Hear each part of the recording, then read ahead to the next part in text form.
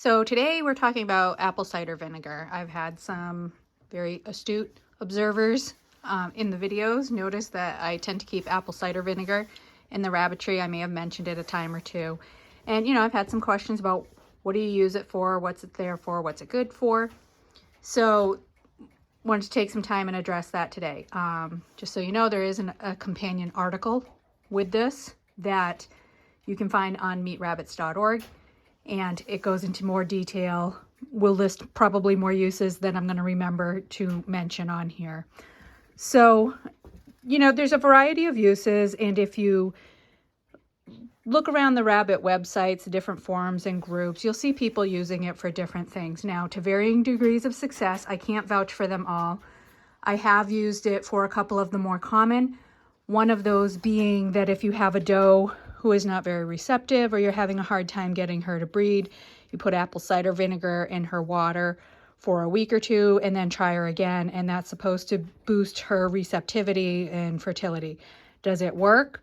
Well, I've tried it. I will say that it certainly didn't hurt anything, but I didn't notice it as the magic bullet cure that you know, some people say it is. Perhaps it works better for some rabbits and some people than others. I would say it's worth a shot, but it didn't just solve issues of breeding for me. But mostly what I use it for, it goes in the water at a rate of about 1 to 2 tablespoons per gallon. So in a 5-gallon bucket like this, which is what I get every day, you know, I need in my rabbitry, I'd put, say, probably a quarter of a cup, a third of a cup in there. You can estimate it, doesn't have to be exact.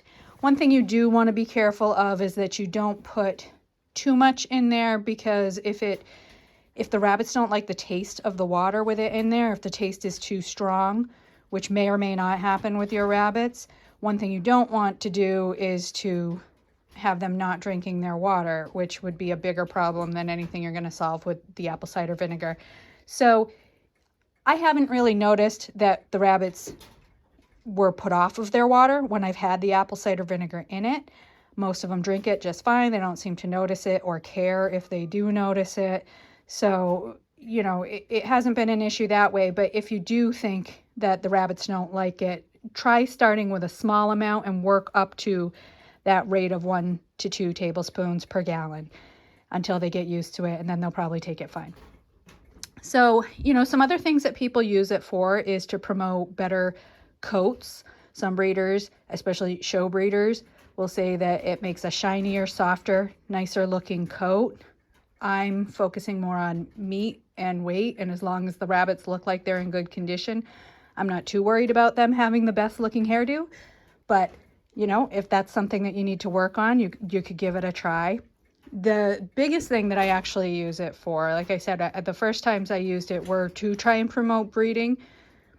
I'm not convinced it helped or hindered, but what I do notice a difference for is for urinary health. So namely, you will see sometimes that your rabbits have a lot of sludge in their urine, and it will look like kind of a thick, pasty. I can usually see it in the drop trays. I don't actually see any in here. Usually more towards the end of the week when I'm cleaning is when I notice it. And a lot of times I'll see that more in, like, say, the older bucks or some of the older does, but the young ones can get it too. All that is it's a buildup of calcium in the urinary tract, but it's not something you want either. So you won't probably eliminate the sludge completely, but you will help reduce it. It's also said that the apple cider vinegar can help change the pH in the bladder, which can help prevent and maybe treat some urinary tract infections if you suspect that that might be an issue. And also, which is kind of important depending on your setup and where your rabbits are, it may help control the odor of the urine. So it may reduce the odor of the urine, may make it smell less strong. If you're in an area where people are around your rabbits complaining about the smell of your rabbits, that could be a good thing to try.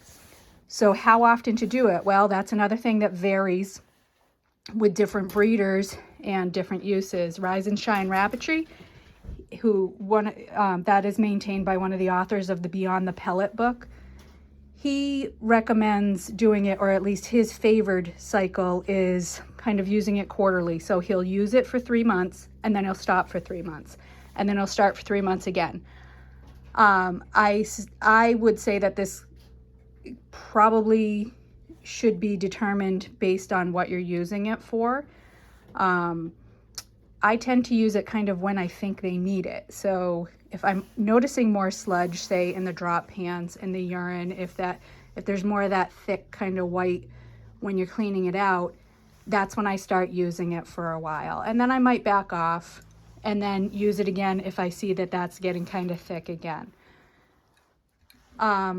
You know, one thing that Rise and Shine Rabbitry does say, and I think for the most part it's probably true, if you are using this for something like, say, immune support, coat, condition, shine, any of that, just overall health in general boost, vitamins, the response of the rabbits, you want to give it at least 4 weeks. Otherwise, you know, you may or may not see the difference. I can see how that would be true for certain uses. Usually the response, as in like the urinary sludge and stuff, I usually see that improves within a week or two. So again, depends on what you're using it for. You can play around. You can kind of figure out what your own best use, need, and response is, and go from there.